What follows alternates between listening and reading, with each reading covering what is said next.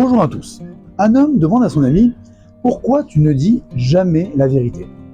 L'autre lui répond « J'ai essayé une fois, mais ça a complètement plombé l'ambiance. » On rigole, mais dans la paracha Mishpatim, la Torah, elle, ne rigole pas du tout. Elle dit « Midvar sheker tichak » de la parole de mensonge, éloigne-toi. Pas « ne mens pas », pas « évite », éloigne-toi. Comme si la Torah te disait « Ne joue même pas avec ça ». Crée une zone de sécurité de 100 km entre toi et le moindre bobard. Pourquoi une telle radicalité? Qu'est-ce que le mensonge détruit exactement? Le Sefer HaChinuch dit une phrase très dure. Il n'y a rien de plus répugnant que le mensonge. Pourquoi si violent? Parce que Hachem est Emet. Pas il aime la vérité, il est la vérité. Imaginez-vous que la bénédiction d'Hachem, c'est comme une antenne Wi-Fi. La vérité, c'est le mot de passe. Si tu tapes mensonge 1, 2, 3, connexion interrompue. En agissant à l'opposé de la vérité, on ne fait pas une petite faute, on se déconnecte. Et quand il n'y a plus de vérité, il n'y a plus de flux. Par conséquent, même les bienfaits de Hachem ne peuvent arriver. Mais il y a une autre conséquence à cela, et encore plus lourde. La Gemara identifie 4 catégories d'individus qui ne pourront accueillir la Shekhinah, la présence divine, dans le monde futur. Les moqueurs, les flatteurs, les menteurs et les colporteurs de médisance. Après 120 ans, ils recevront leur part du monde futur, mais ne pourront contempler la Shekhinah. Comme des gens qui veulent voir le roi réussissent à rentrer dans le palais, mais ne peuvent le contempler. Pourquoi cette punition? Ce n'est pas une simple amende, mais une conséquence naturelle. Comme on l'a dit précédemment, Hachem est appelé émettre la vérité. Il est la réalité absolue.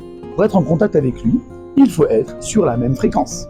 Ces 4 personnes ont comme point commun la vie dans l'imaginaire. Expliquons cela brièvement. Bien que leurs actes diffèrent, ils partagent une racine commune. Ils rejettent la réalité telle qu'elle est pour la remplacer par la fiction. Le menteur crée des faits qui n'existent pas. Le flatteur crée une image déformée de l'autre pour obtenir un gain.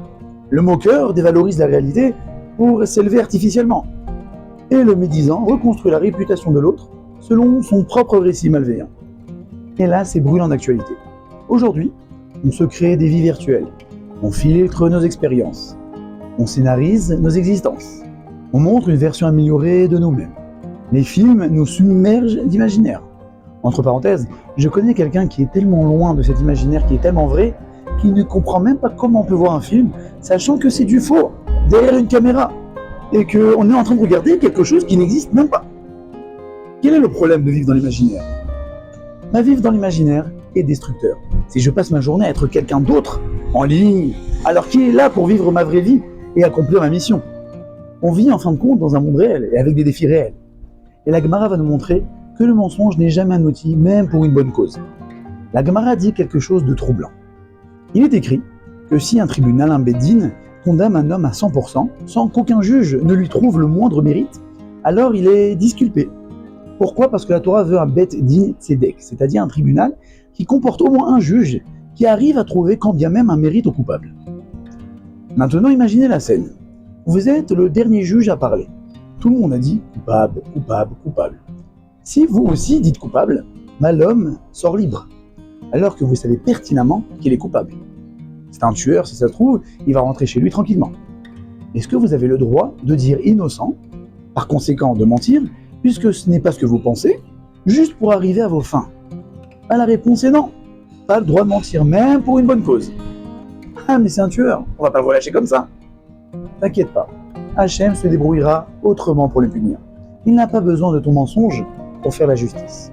La seule chose que Hachem demande, c'est de me parfaire, moi. Mon travail, ce n'est pas le résultat, c'est mon caractère. La Torah me demande juste d'être droit. Je ne suis pas responsable du résultat. Je suis responsable de la vérité. Et le a fortiori est évident. Si je n'ai pas le droit de mentir pour faire condamner un meurtrier, alors je n'ai sûrement pas le droit de mentir pour de l'argent, pour de l'honneur, ou même pour recevoir l'amour des autres. Et le Midrash va nous dire exactement où mène ce genre de paroles. Le Midrash raconte qu'au moment du déluge, le mensonge veut monter dans l'arche. Là, Noach lui dit « Non, désolé, c'est une croisière pour couple, trouve-toi un partenaire. » Et il va voir la destruction. Il se marie. Mais la destruction a mis une condition très claire. Tout ce que gagne le mensonge lui revient de droit. Lorsque le mensonge, après le déluge, après avoir bien travaillé, et a semé tous ses mensonges par-ci par-là, entra chez lui pour profiter de son dur labeur, et eut la surprise de voir qu'il n'y a strictement plus rien. Il appelle sa conjointe pour lui demander où est passé tout son travail, et la destruction lui dit On a fait un pacte.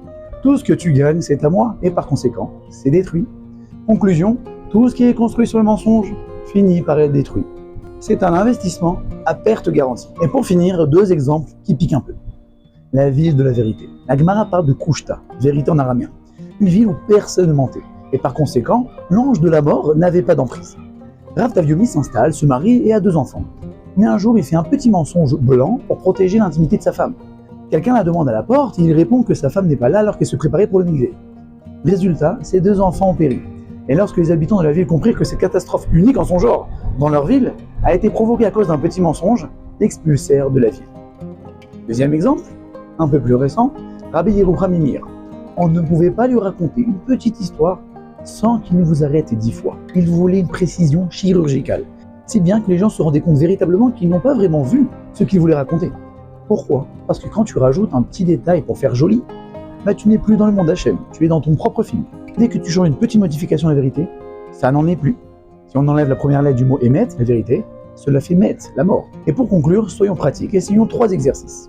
Cette semaine, lorsque vous allez raconter une histoire, essayez d'être précis. Ne rajoutez pas un détail juste pour que ça fasse plus impressionnant. Si vous ne savez pas, dites je ne suis pas sûr. C'est ça, vivre dans le vrai. Deuxième exercice, mieux écouter. Souvent, on déforme la réalité parce qu'on n'a pas vraiment écouté. Essayez cette semaine d'écouter jusqu'au bout, sans préparer votre réponse pendant que l'autre parle, et de poser des questions pour être un peu plus pointilleux. La vérité commence par l'écoute. Et 3e exercice, une vérité difficile. Choisissez une petite chose, vous avez l'habitude d'arranger la réalité, un retard, une excuse, une exagération, et dites la vérité, simplement. Pas brutalement, mais clairement. On ne nous demande pas d'être parfait, on nous demande d'être vrai. Et plus on s'approche de la vérité, plus on s'approche d'Hachem. La vérité ne garantit pas le succès, mais ça garantit la recherche de devenir meilleur, alors que le mensonge garantit la destruction. Shabbat Shalom.